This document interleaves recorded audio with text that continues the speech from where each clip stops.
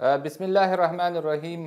ګرانو کتونکو، نن ورځ تاسو ته د باغدارۍ اړوند یو درې موضوعات چې ډیر زیات مهم دي، خصوصا د ستروسو په باغدارۍ کې لکه د لیمو او مالټې په دې باغونو کې چې هغه باغونو ته د اوبو ورکول دي او باغونو ته د سرې ورکول دي او همدارنګه د باغونو په منځ کې د نورو نباتاتو کرل دي چې دې ته انټرکراپینګ وي. نو په دغه درې موضوعاتو باندې به نن موږ او تاسې انشاءالله چې تفصیلي معلومات تاسو ته درکوو. ښه، راځو اولې موضوع ته چې هغه د اوبخور موضوع ده، لکه د اوبو ورکولو.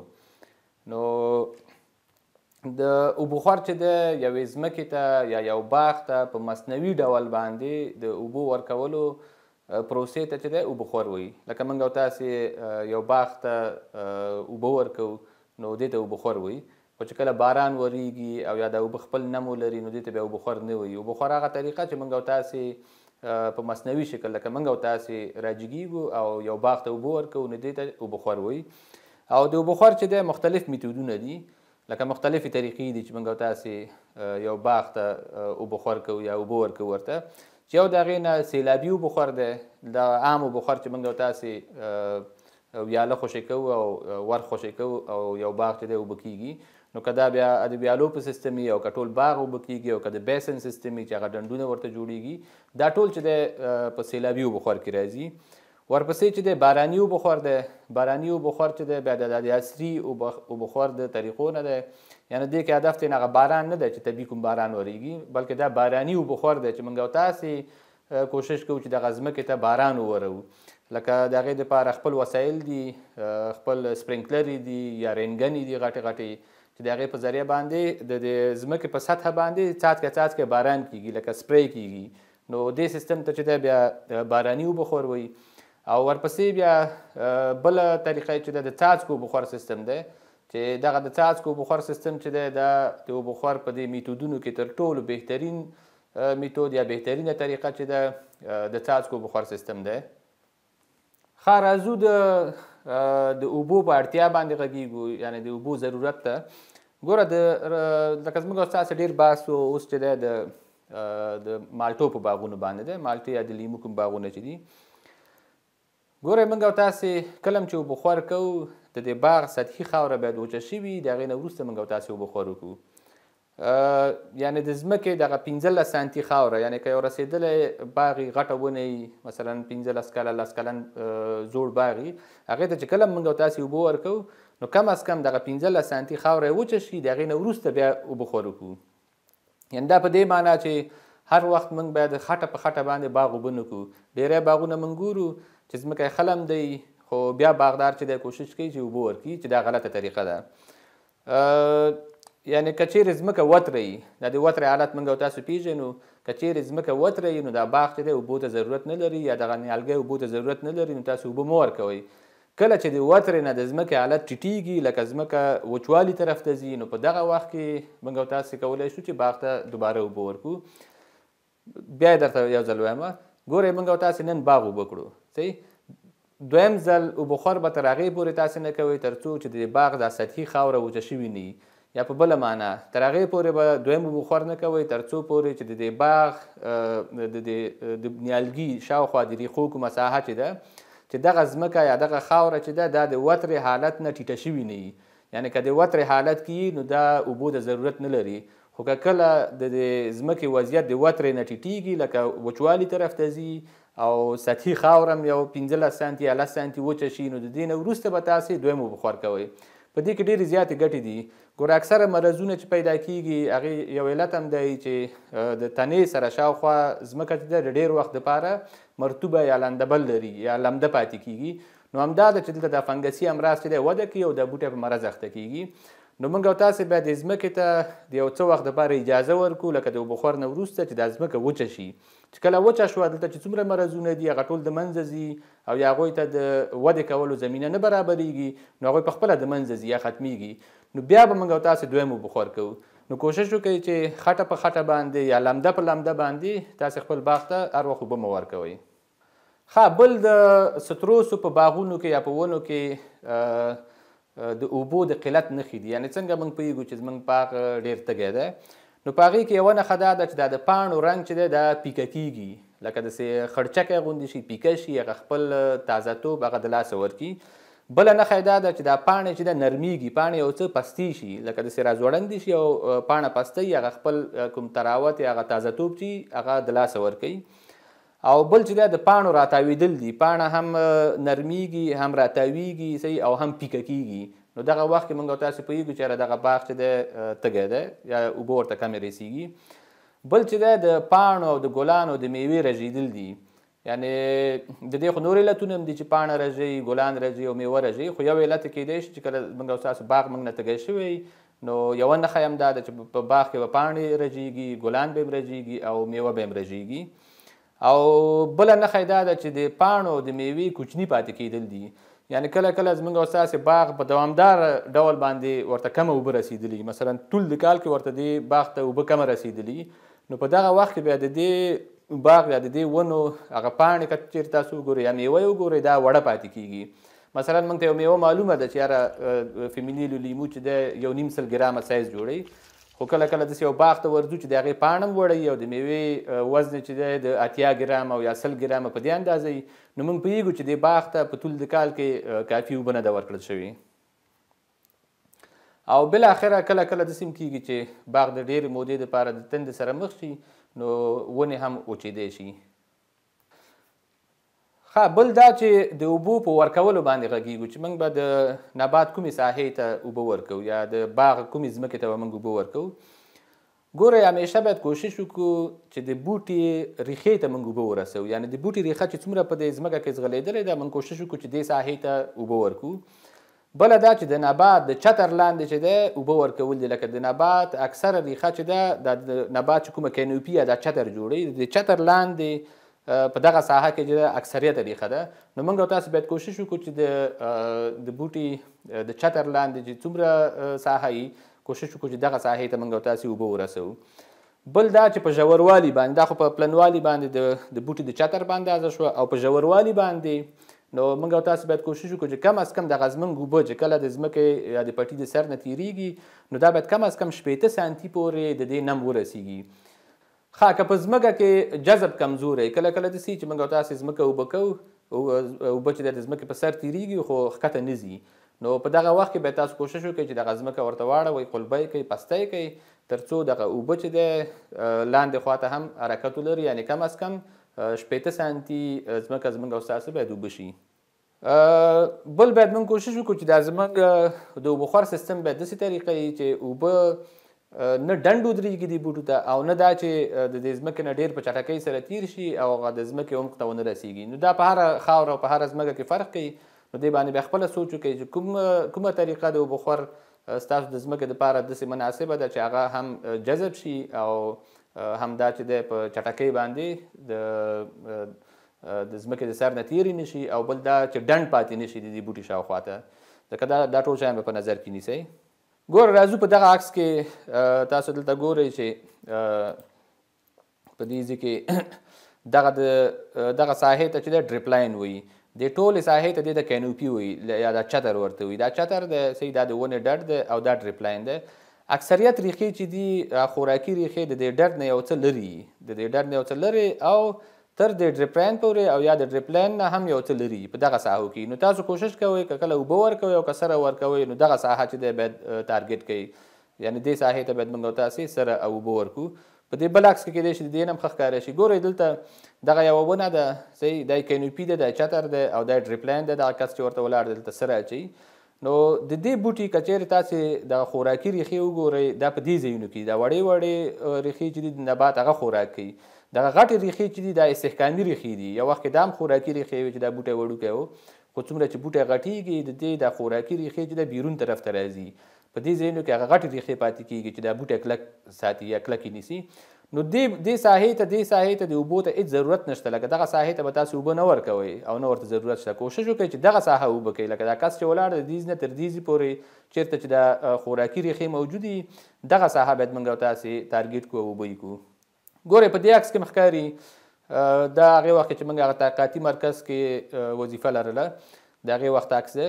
ګوره د بوټي د تنې نه یو څه اندازه داسې دغه غوندې جوړه کړې سوپه غوندې جوړه کړې چې دې ته موږ اوبه نه پرېښودلې.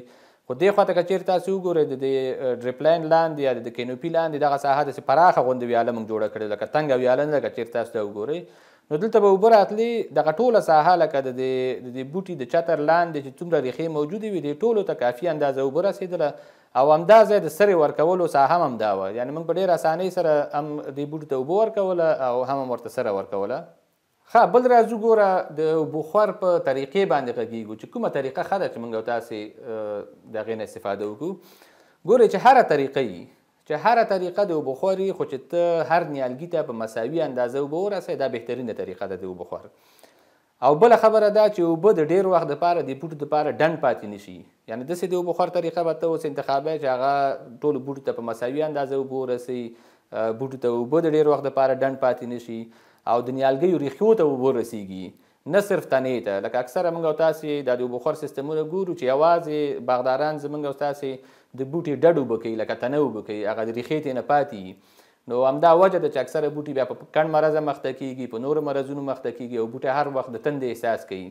یعنې ته ورته اوبه هم ورکوې خو د هغې باوجود هم چې د بوټی تږی ځکه د بوټو هغه ریښو ته اوبه نه رسېږي ډډ ته یې اوبه ورکول کېږي. حال دا چې دغه ډډ چې دی دا اوبو ته ضرورت نه لري اوبه چې دی دغه لرې ریښو ته ضرورت لري کومې چې وړې ریښې دي هغې ته هیر روټ وایي یا ویښته ډوله ریښې چې دغه وړې ریښې چې دي دا بوټي ته اوبه او غذایي مواد وررسوي. یعنې دا د خوراکي ریښې هم دې ته وایي چې دا خوراک کوي هم اوبه اخلي او هم غذایي مواد چې د ځمکې نه اخلي.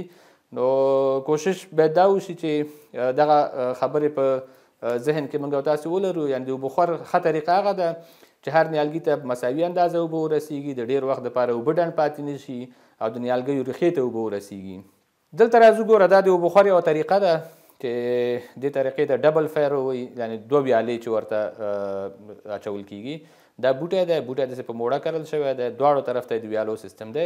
یعنې دا بهترین سیستم دی خو په هره ځمکه کې نه. یعنې تاسو به خپل ځمکې ته په کتو باندې تصمیم نیسئ چې کوم اوبوخور سیستم تاسو ته ښه دی. دلته وګورئ په همدې سیستم کې اوبه ډنډېږي. دلته که چېرې تاسو وګورئ دې ځای کې اوبه ډنډ دي دا ځای اوبړۍ کړې ده نو دې بوټو ته باید په دغه رقم باندې اوبه ډنډ وي ولاړ. یا به دې ته دا د اوبوخور سیستم بدلوي او یا به دی چې د اوبو مقدار به کموي په دې باندې. ګوره همدا طریقه په دې بل باغ کې استعمال شوی. ګوره دې باغ کې بیا هم هغه ډبل فیرو سیستم دی ښه بهترین سیستم دی. دلته که چېرې وګورئ اوبه دواړو طرف نه ویاله اوبه شوې ده اوبه بیرته جذب شوي دي دا پشته ټوله نم یې اخیستی دی نو بوټي ته په کافي اندازه اوبه رسیږي. نو دې کې مې هدف دا و چې ضرور نه ده چې هر وخت د یو اوبوخور سیستم په هر ځای کې کامیاب وي. نو تاسو کولی شئ چې په مختلفو منطقو کې مختلفو ځایونو کې هغه خپلې ځمکې ته په کتو باندې تاسو د اوبوخور یو سیستم انتخاب کړئ. بل دا وګورئ دا د څاڅکو اوبوخور سیستم دی یا ډریپ سیستم دی چې دا بیا د اوبوخور په سیستمونو کې تر ټولو بهترینه او کامیابه د اوبوخور سیستم چې دی د ډریپ سیستم دی. دا د ګوشتې باغ دی چې دا موږ په ډریپ سیستم باندې جوړ کړی و. دلته که چېرې تاسو وګورئ یوازې د دې کینوپي لاندې په دغه ساحه کې چې د بوټي ریښې دي دغه ساحې ته اوبه ورکول کېږي. دا بوټي چې بیا راغټ شول موږ پایپونه لږ رالرې کړل نو بیا تر دې ساحې پورې دا ځمکه اوبه کېدله. بیا چې نور هم غټ شول دا پایپونه موږ نور هم رالرې کړل لکه دا پایپونه په دې ساحو کې پراته دي دا دویم پایپ هلته دی.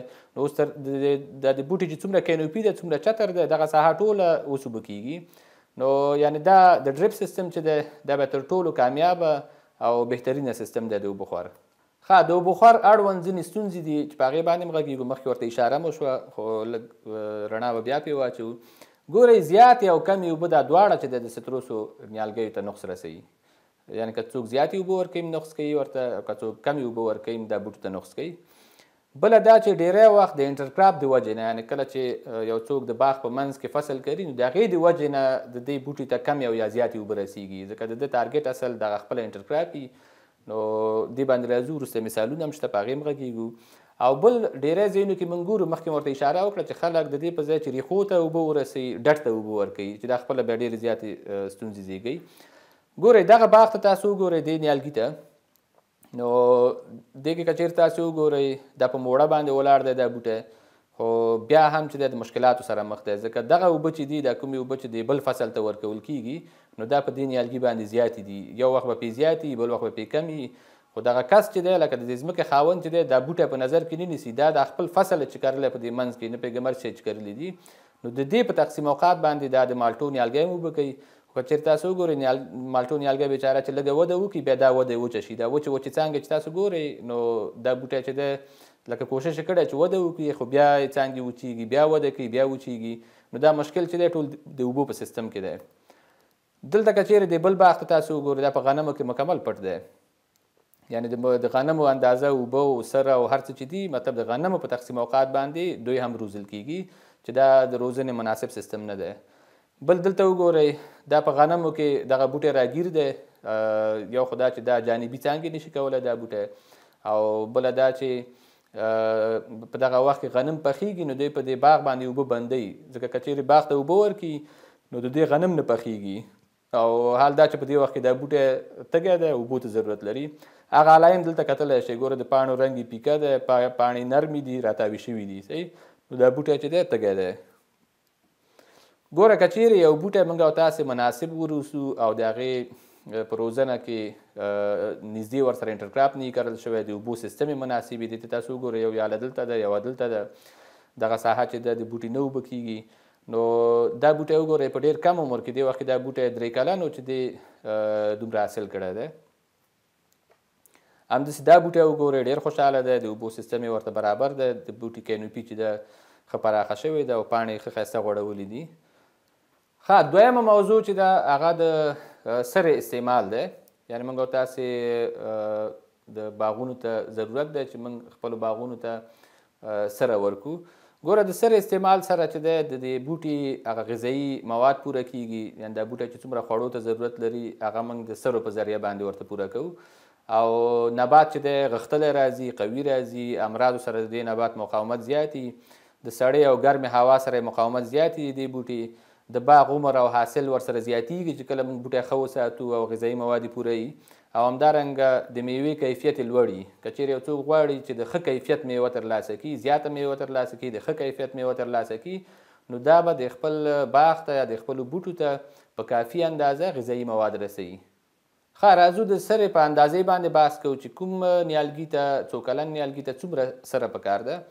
دغه جدول ته که چېرې تاسې وګورئ دلته د ونې عمر لیکل شوی دی، د هغه د کینولو کال دی، 1 کلن نیالګی، 2 کلن، 3 کلن او رسېدلي ونې دي. او دا د دلوې میاشت ده او دې خواته د حمل نه نیولې تر میزان پورې، لکه د مارچ نه اکتوبر پورې په دې باندې بحث کوو. ګوره د کینولو په کال باندې کله چې موږ او تاسې یو بوټی کینو نو که چېرې دې بوټي ته 100 ګرامه DAP سره په دې خاوره کې مکس، یعنې په کومه خاوره کې چې بوټی کرل کېږي، یعنې کله چې موږ د بوټي دپاره کنده وباسو په دغه خاوره کې باید 100 ګرامه چې تقریبا شاوخوا نیمه پیاله DAP سره راځي دا مکس شي او دا بوټی بیا ټول په همدې خاوره کې کینول شي. بیا راځو ورپسې 1 کلن بوټي ته. 1 کلن بوټي ته موږ او تاسې کولی شو چې هم د دلوې په میاشت کې 1.5 ګرامه سره ورکو، 2 کلن ته چې دی 200 ګرامه DAP سره، البته همداسې 3 کلن ته 400 ګرامه، او حاصل ته رسېدلې یا غټې ونې چې دي 1000 ګرامه یعنې 1 کیلو DAP، او د دې نه زیات هم موږ ورکولی شو. هغه به تاسې ونې ته په کتو او د دې سرې ضرورت ته په کتو باندې فیصله کوئ. نو یعنې کم از کم 1000 ګرامه سره باید موږ هر رسېدلي بوټي ته ورکو. بیا راځو دا خو د دلوې د میاشتې مسله وه. اوس راځو د حمل نه تر میزان پورې هره میاشت به ته دې بوټو ته سره ورکوې. صحیح، نو هغې ته کومه سره ورکول کېږي؟ یوریا سره ده او NPK سره ده. صحیح، نورې سرې هم شته چې هغه باغونو ته باید ورکړی شي، خو دلته موږ سره د هغې په ښه کوالټي کې فعلا دپاره سرې نه لرو، کیدای شي آینده کې دغه ټولې سرې موږ او تاسو ته اویلیبل وي، خو فعلا دپاره موږ او تاسو کولی شو چې یوریا سره او NPK سره په دغه مقدارونو کې ورکو. هماغه د کینولو په کال کې د هر بوټي ته موږ کولی شو چې هره میاشت لکه د حمل نه تر میزان پورې هره میاشت تاسو کولی شئ 20 ګرامه یوریا ورکړئ او 10 ګرامه NPK سره. 1 کلن نیالګي ته بیا 70 ګرامه سپینه سره یا یوریا سره او 15 ګرامه NPK سره. همداسې 2 کلن نیالګي ته 100 ګرامه یوریا ده او 20 ګرامه NPK ده. همداسې بیا 3 کلن نیالګي ده چې ده 1.5 ګرامه یوریا او 30 ګرامه NPK سره ده. او بیا حاصل ته رسېدلې هغه غټې ونې چې دي هغه نو هغه ونې ته په کتو باندې چې ونې څومره وده کړې ده، څومره کینوپي جوړه کړې، د 200 ګرامو نه تر 400 ګرامو پورې سپینه سره موږ او تاسې هره میاشت کولی شو چې دې بوټي ته ورکو، او یا دا چې 40 ګرامه NPK سره موږ دې بوټو ته ورکولی شو. نو دې کې ګوره دا بیا داسې نه ده چې مطلب دا داسې کومه فارموله ده چې د دې نه کم و زیات شو دا به کوم مشکل جوړوي، خو تاسو خپلو ونو ته په کتو باندې د هغې هغه صحت ته په کتو باندې کولی شئ تصمیم ونیسئ. مثلا یو څوک همدغه پروګرام تعقیبوي 20 ګرامه یا 30 ګرامه یوریا سره ورکوي، خو بیا هم د دې د بوټو رنګ پیکه دی، نو دا باید دلته د یوریا مقدار زیات کړي. یا یو کس په همدې مقدار سره ورکوي، ګوري چې د بوټو رنګ ډېر تور دی، ډېر تیز دی، نو دی کولی شي چې بیرته د سرې مقدار یې یو څه راکم کړي. دلته د دې دپاره چې تاسو ته کار اساني د یوې پیالې د سرې وزن مې دلته ښودلی دی، یعنې یوه پیاله ده چایخوري پیاله که چیرې تاسو دا ډکه کوئ د سرې نه، نو سپینه سره چې د 200 ګرامه کېږي، یعنې د پیالې نه علاوه، یعنې پیاله چې تاسو ډکه کوئ د دې په دې منځ کې دا سره چې ده دا مې تللې ده، صحیح. نو دا 190 ګرامه یا 200 ګرامه، خو 200 ګرامه حساب کوئ تاسې. نو هلته بیا جدول ته چې تاسو ځئ نو تاسو معلومیږي چې یاره 20 ګرامه څومره سره کېږي، یعنې هغه یوه پیاله که چیرې تاسو ډکه کوئ او 10 بوټو ته تقسیم کوئ نو هر بوټي ته 20 ګرامه رسیږي. نو دا هم د کار اسانتیا دپاره او که چا سره تللی خپله یې تللی شئ. ډي آی پي سره چې ده بیا یوه پیاله چې ده هغه 250 ګرامه کېږي، او ان پي کې سره چې ده د کومه سره چې موږ سره ده د کوکولي په نوم باندې ان پي کې سره، نو دا هم دا چې وتلل شي نو یوه پیاله چې ده 250 ګرامه سره کېږي. بل راځو دا د سرې د ورکولو په طریقې باندې غږیږو چې موږ او تاسې به سره څنګه ورکوو دې بوټو ته. ګوره حیواني سره او ډي آی پي سره، دغه توره سره او حیواني سره، دا چې کله هم تاسو بوټو ته ورکوئ، هماغه مخکې چې به بحث وکړو دا کوم ساحه کې چې د بوټي ریښې دي، په دغه ساحه کې به دغه سره تاسو دی د خاورې سره به یې ګډوئ، لکه د خاورې سره به یې مکس کوئ، صحیح. دا د دې د ورکولو طریقه ده. او بل ان پي کې سره او سپینه سره، لکه یوریا سره او ان پي کې سره که چیرې تاسو بیا بوټو ته ورکوئ، دا به د شیندلو ته او د ګډولو ته دومره کار ته ضرورت نه لري. بیا دا تاسو کولی چې د بوټي 4 شاوخواو ته، لکه 4 خواو ته د سره ورته خښه کوئ، داسې 10 سانتي 15 سانتي د ځمکې لاندې خښه شي، یا په رنبي باندې او یا په بیلچه باندې. نو دا طریقه چې دا بیا ډېره اسانه راځي. بیا چې کله تاسو اوبه ورکوئ نو دغه سره ټوله تیت کېږي او د بوټو ټولو ریښو ته ځان رسوي. دلته په دې عکس کې ښکاري که چیرې تاسې توره سره او یا ډي آی پي سره یو بوټي ته ورکوئ، دا بوټی دی، نو د ګرد چاپېره دغه ساحه چې دا شنه چې ښکاري په دې ګرد چاپېره ساحه کې به ورته وشیندئ او دا ځای به ورسره واړوئ، لکه دا ځمکه به ورسره پسته کوئ تر څو دا حیواني سره او ډي آی پي سره چې دی په دې خاوره کې ګډه شي. خو که چیرې سپینه سره تاسو ورکوئ یا ان پي کې سره ورکوئ نو دغسې 4 خواو ته به ورته خښه کوئ، لکه د بوټي دې طرف ته خښه کوئ، دلته یې خښه کوئ، په دې ځای کې او دې ځای کې، او بیا د هغې نه وروسته همدغه ساحه اوبه کوئ نو دا خپله ویلې کېږي، دا سره په اسانۍ سره ویلې کېږي او ټولو ریښو او ټولو ځایونو ته ځان رسوي. دلته تاسو کولی شئ وګورئ چې مخکې یو تصویر ښودلی و چې دا د دې بوټي هغه ډریپ لاین دی او دا یې کینوپي ده دا ساحه. نو هر وخت چې سره ورکوئ کوشش کوئ چې د کینوپي لاندې د ډریپ لاین په ساحه کې تاسې سره ورته واچوئ. بل راځو د حیواني سره استعمال ته، صحیح. حیواني سره باید ښه تجزیه شوي، یعنې ډېر وخت پرې تېر شوي، ښه خوسا شوي، ښه تجزیه شوي سره وي، دا بیا ستاسو باغ ته ګټه رسوي. که چیرې تازه حیواني سره وي دا بیا بوټو ته نقص رسوي. حیواني سره د خاورې په شکل باید موږ استعمال کړو، لکه داسې فکر وکړو چې موږ دا یو میډیا استعمالوو، لکه یو خاوره چې استعمالوو، صحیح، لکه د خاورې د اصلاح دپاره اصل دا استعمالیږي. د حیواني سره نه به ډېر د غذایي موادو یا د عناصرو لکه د سپینې سرې او د تورې سرې او د ان پي کې د دې تمه نه کوئ. دا خبره په دې یادوم چې اکثره خلک موږ نه پوښتنه کوي چې موږ سږکال حیواني سره یا د غواګانو یا د چرګانو یا د میږو دا استعمال کړی، آیا موږ تورې سرې ته هم ضرورت لرو چې ورې کړو که ورې نه کړو؟ ګوره توره سره، سپینه سره، ان پي کې سرې دا خپل ځای لري او د حیواني سره چې ده دا خپل ځای لري. حیواني سره چې موږ ډېره استعمالوو د دې په خاطر باندې چې د دې بوټي شاوخوا د ریښو کومه خاوره چې ده دا د دې دا جوړښت را اصلاح شي، صحیح. لکه دلته مې لیکلي هم دي چې د خاورې د جوړښت د اصلاح کولو دپاره استعمالیږي.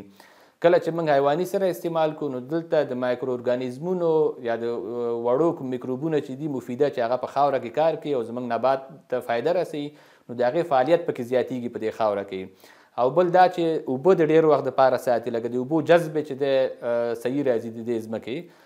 او همدارنګه په همدې دغه کې سرو کې لکه په حیواني سرو کې هم دغه شته، لکه دا د سرې په شکله موږ او تاسو استعمالولی شو. دې کې نایتروجن هم شته، یو څه فاسفورس هم شته، پوتاشیم هم پکې شته، خو په کم اندازه کې. بیا د هرې سرې فرق کوي، د غواګانو فرق کوي، د چرګانو فرق کوي، د میږو چې دی پچې فرق کوي. خو ډېر چې موږ او تاسې دغه حیواني سره استعمالوو دا د دې خاورې د اصلاح دپاره موږ او تاسې استعمالوو. دلته په دغه یو عکس کې تاسو ته ښیمه که چیرې یو باغ ته په کافي اندازه سره ورکړی شي او بل باغ ته په کافي اندازه سره ورنه کړی شي، نو دومره فرق کوي. دغه دواړه تصویرونه تقریبا په یو موسم کې اخیستل شوي دي. د دواړو ترمنځ به یوه یا دوه ورځې تفاوت دي چې موږ دا عکس په خوش ګنبد کې اخیستی او دلته جلال آباد کې او دا هم په ګوشته کې اخیستی دی. ګورئ دلته د دې بوټو چې دی د اوبوخور سیستم هم جوړ نه و او سر هم په منظم شکل ورته نه رسېدلی، خو دې بوټو ته چې دی د اوبوخور سیستم هم د ډریپ سیستم او دغه ټولې سرې سپینه سره او توره سره دا ټول ورته په خپل ټایم باندې رسېدل او ان پی کې سره. نو که چیرې تاسو په دې بوټو کې د دې ټولو بوټو دا رنګ وګورئ د دې سره تاسو ته فرق ښکاري. بیا دا همدا بوټي دي چې د دې حاصل او وده او نمو هر څه چې دی برابري نسبت دی ته. ګوره دا هماغه بوټي دي، دا بوټي چې کله حاصل ته راورسېدل نو دا په دغه رقم و چې هر بوټي په شپږ کلنۍ کې تقریبا تر 18 مانو پورې لیموان نیول. ښه، بله مهمه موضوع چې ده هغه د انټرکراپ ده، یعنې د باغ په منځ کې د نورو فصلونو کرل. موږ تاسو کله باغ جوړ کړو بیا په منځ کې یا غنم کرو یا جوار کرو یا شلغم کرو یا ګلپي کرو یا فصل پکې کرو، نو دغه ته چې وایي دې ته انټرکراپ وایي. لکه د باغ په منځ کې چې کوم فصلونه کرو دې ته انټرکراپ وایي. ښه، انټرکراپ چې دی لکه تاوان یې څه دی؟ صحیح، دغه انټرکراپ چې دی دا په اوبو، غذایي موادو، رڼا او هوا کې د دې اصلي نبات سره رقابت کوي. لکه موږ تاسو د مالټې بوټی وکرلو، د مالټې سره خوا کې نور بوټي وکرل، دغه نور بوټي کوشش کوي چې د مالټې د بوټي کوم حق چې دی دوی په مصرف ورسوي، دوی ترې نه وخوري. بل دا ګوره په دې باندې تاسو باید پوه اوسئ چې دا یو کلن نباتات چې دي دا واړه چې موږ تاسو مطلب د دې مالټې شاوخوا ته غنم کرلی دي، جوار کرلی دي یا بل بوټی هم کرلی، نو په دې باندې تاسو پوه شئ چې دا یو کلنو نباتاتو د خوراک توان چې دی د دې غټ بوټي نه زیات دی. مثلا که تا مالټې بوټی کرلی د خوا کې د ورته غنم کرلی دي، که دې ته هر څومره سره ورکوي، اوبه ورکوي، غذایي مواد ورکوي، خو د دې هغه اکثریت اندازه چې د مالټه نشي خوړلی دا به دا واړه بوټي ترې نه خوري. که چیرې تاسو په بل دغه وګورئ دې ته، ګوره د مالټې بوټی کیدای شي په میاشت کې یو 2 انچ حرکت وکړي، وده وکړي، خو ستاسو د غنمو د جوارو بوټی کولی شي چې تر 1.5 متر پورې وده وکړي. نو دا دومره وده چې وکړه دا د کوم ځای نه وکړه؟ خو د ځمکې نه غذایي مواد واخیستل، په مصرف یې ورسول، ځان یې پرې چاغ کړو. نو همدا علت دی چې د انټرکراپ د وجې نه زموږ او ستاسې اصلي بوټی چې دی موږ نه کمزوری پاتې کېږي. بل چې دی د انټرکراپ د وجې نه زموږ او ستاسې د خپلو اصلي بوټو دا د اوبو کومه ضرورت چې دی دا ګډوډېږي موږ نه. دا راځو په دې تصویرونو کې درته ښیم. دلته وګورئ بل غټ مضریت د انټرکراپ دا دی که کله هم انټرکراپ په صحیح طریقې سره ونه کرل شي نو زموږ اصلي بوټي سره کوم اصلي نبات چې زموږ دی مثلا هغه مالټه دی یا لیمو دی، نو د دې سره په څنګ کې چې کله کوم نبات کرل کېږي نو دا زموږ مالټه یا لیمو دا جانبي څانګې نه وباسي یا دې طرف ته دغه جانبي څانګې کمزوري راځي. حال دا چې زموږ دغه بوټی چې دی اکثریت یا ډېره میوه چې ده په همدې ټیټو جانبي څانګو باندې نیسي، خو دلته موږ ورته انټرکراپ کرلی دی نو د هغې د وجې نه دا جانبي څانګې یا کمزوري راځي یا بالکل نه راشنې کېږي. نو په دې وخت کې زموږ او ستاسو بوټی په دې ټیټو ساحو کې یا په هغه اولینو عمرونو کې لکه 3 کلنۍ 4 کلنۍ کې دغه بوټی چې دی حاصل نه نیسي. نو دا ټول د څه شي د وجې نه د غلط انټرکراپ د کرلو طریقې نه. راځو په دې باندې بیا بحث کوو چې څنګه موږ او تاسو کولی شو انټرکراپ وکړو خو په هغه صحیح طریقې سره. بل ګورئ مرضونه دي د انټرکراپ د وجې نه زموږ بوټو ته ډېر زیات مرضونه پیدا کېدی شي، د هغې د زیاتو د اوبو نه مرضونه پیدا کېدی شي. ځینې حشرات دي چې هغه انټرکراپ ته راځي، هغه انټرکراپ چې بیا ختمیږي نو زموږ او ستاسې په د اصلي ونو باندې حمله کوي. ګورئ دلته په دې عکس کې تاسو وګورئ دا د مالټې او بوټی دی، خو که یو څوک ووایي چې ولا ما خو دا په پشته هم کرلی دی، ګوره د پشته ورته جوړه کړې، په دې پشته یې کرلی دی، دلته ورسره پیاز کرلی دي، خو پیاز چې څومره اوبه غواړي په دغه وخت کې دا بوټی دومره اوبو ته ضرورت نه لري. نو د همدې وجې نه تاسو دې بوټي ته وګورئ دا د کڼ په مرض اخته شوی دی، یعنې دغه بوټی دا د منځه تلو حالت کې دی، اوس خو تر تازه دی خو ورو ورو به د دې ځینې دغه مرض به خپرېږي او ټول بوټی به د منځه وړي. نو علت یې څه شی دی؟ همدغه انټرکراپ چې د دې سره د بوټي سره نږدې کرل شوی دی.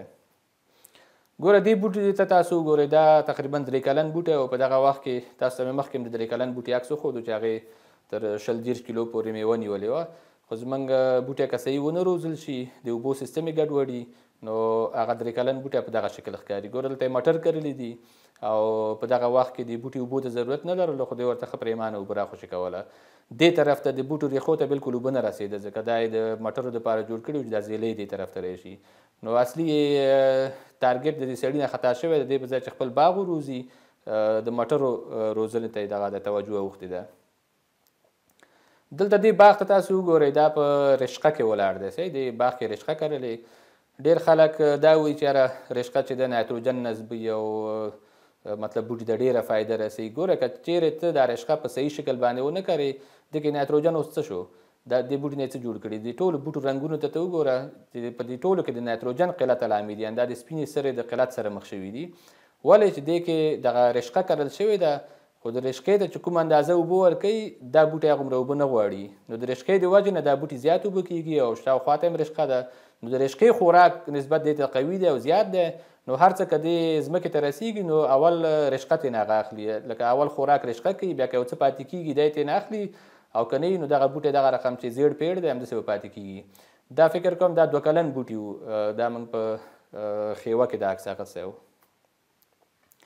دلته هم که چیرې تاسې وګورئ د باغ په منځ کې دغه مارو کدوان فکر کوم کرلي دي خو تاسو خپله باغ ته وګورئ چې په څه وضعیت کې دی. د بوټو ته وګورئ تک زیړ دي او د دې رنګونو ته که وګورئ ښه تر و تازه دي ځکه څومره سره او غذایي مواد چې ځمکې ته ورکول کېږي دی ترې نه اخلي دی ترې نه په مصرف رسي او دا بوټي ترې نه محروم پاتې دي. دلته هم په همدې شکل باندې غنمې کرلي دي. دا بوټی وچ شوی دی. دا بل بوټی ټولو بوټو لکه وضعیت که چیرې تاسو وګورئ ښه نه دی. دلته که چیرې تاسې وګورئ دغه نیالګي چې دي په شفتله کې ولاړ دي یعنې په دې باغ کې شفتله کرلې ده خو دا بوټی چې دی د شفتلې د وجې نه د کڼ په مرض اخته شوی. تاسو وګورئ ګوره شفتله بالکل د دې بوټي بیخ ته کرل شوې ده خو د دومره بوټي نه موږ په دغه ساحه کې باید د جانبي څانګې لرلی دې بوټي باید اوس حاصل ورکولی لکه دا باید د میوې نه ډک وی خو دې کې میوه نشته ولې چې ټیټې څانګې دوی ترې نه وهلي دي. دې بوټي کې که چیرې تاسو وګورئ ګوره ټیټې جانبي څانګې دلته نشته. د دې سر نه د دې کینوپي پورته شروع شوې ده. دا څانګې هم چې دی تقریبا نیغې روانې دي ولې چې د دې په څنګ کې دوی داسې انټرکراپ کوي چې د دې بوټي تنه اکثره وخت په انټرکراپ کې پټوي او انټرکراپ ته دومره اوبه ورکوي چې دا بوټی د کڼ په مرض باندې اخته شوی. دلته په همدې رقم باندې غنم کرل شوي دي. دغه 1 کلن بوټی دی د مالټې. نو که چیرې تاسو وضعیت ته وګورئ بالکل لکه په ښه وضعیت کې نه دی. دا ګوره یو ښه باغ که چیرې کرل کېږي او هغه د اوبو سیستم منظم وي نو هغه په دغه شکل باندې تاسو وګورئ د کوم ځای نه د دې جانبي څانګې شروع شوي دي او د دې بوټي ویډیو خو مې درته وښودله چې کله په حاصل کې وو. ګوره طریقه یې داسې ده کله چې تاسې باغ جوړ کړو که چیرې تاسو ډریپ سیستم نه م کاروئ ګوره دا د هغه باغونو دپاره چې ډریپ نه وي نو بوټي چې کله وکرل نو د بوټو دپاره به دواړو طرف ته رجه وتړئ کم از کم 50 یا 60 سانتي یو طرف ته 50-60 سانتي بل طرف ته. نو دې بوټي ته یو ځان ته پلاټ جوړ کړئ دا منځ به تاسو ته ځان ته پاتې شي. نو بیا دومره فاصله کې چې تاسو هر څه ترې نه وکرئ پروا نه کوي دې بوټي ته زور نه رسیږي نه جانبي څانګې متضرره کوي نه په رڼا او نه په هوا او نه په غذایي موادو کې دې سره رقابت کولی شي. دلته راځو یو بل عکس دی ګورئ دا باغ په همدغه طریقه جوړ شوی و. دغه عکس چې تاسو ګورئ دا باغ په دې طریقې جوړ شوی و. ګورئ باغ جوړ شوی دی د باغ د بوټو نه دلته رجا اچول شوې وه او دلته رجا اچول شوې وه دلته نیالګي کرل شوي وو. دا د لیمو نیالګي دي ګورئ څومره صحتمند دي ښه ښایسته خوشحاله روان دي. خو دې خوا ته ګوره پیاز ورسره کرلي دي. مخکې موږ تاسو د پیازو یو عکس ولیدل چې په باغ کې و خو د هغې نه د باغ بوټي چې دی د کڼ په مرض اخته شوي وو. دلته ډېر ښایسته مثال دی ګوره پیاز تږي شوي وو پیاز ته د اوبو ضرورت و نو دوی دا پیاز اوبه کړي دي صحیح خو دې وخت کې د بوټو اوبو ته ضرورت نه لرل دا ځای هماغسې وچ دی صحیح.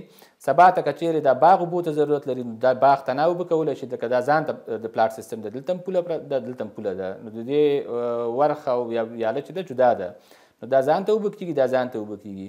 که پیاز سره غواړي پیازو ته سره ورکوي او که بوټي سره غواړي نو بوټو ته سره ورکوي. که دلته خشاوې ته ضرورت وي پیاز خشاوه کوي او که مالټې یا لیمو خشاوې ته ضرورت لري نو دا خشاوه کېږي. نو د دواړو ټول مکمل سیستم باید یو بل نه جلا وي.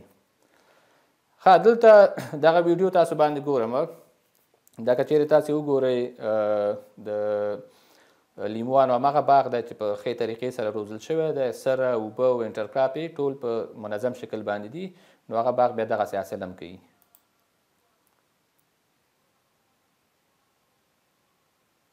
په دغه وخت کې دا هماغه باغ دی مخکې چې ما د دې هغه عکس تاسو ته وښودلو چې ګوشتې په ولسوالۍ کې موږ جوړ کړی په ډریپ سیستم باندې دی نو په دغه کال د هر بوټي 18 یا 18 منه لیمو نیولی و.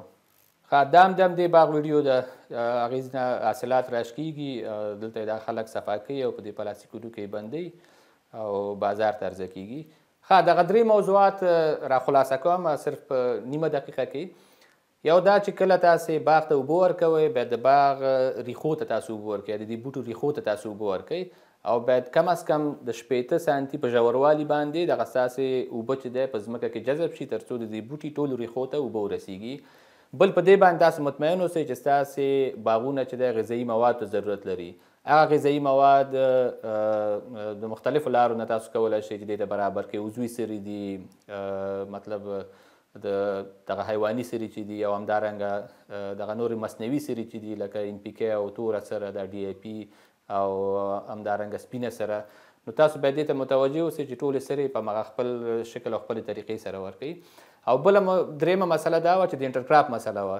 که چیرې تاسې غواړئ چې د باغ په منځ کې یو فصل وکرئ نو هغه د بوټو نه تاسو مسافه ورکوئ. لکه ستاسو د بوټو سره د انټرکراپ فصل چې دی، لکه دا منځ کې فصل چې کرئ، د دې د اوبخور سیستم، د سرې سیستم، دا ټول باید جلا وي او ستاسو د بوټو دا ټول سیستم باید جلا وي.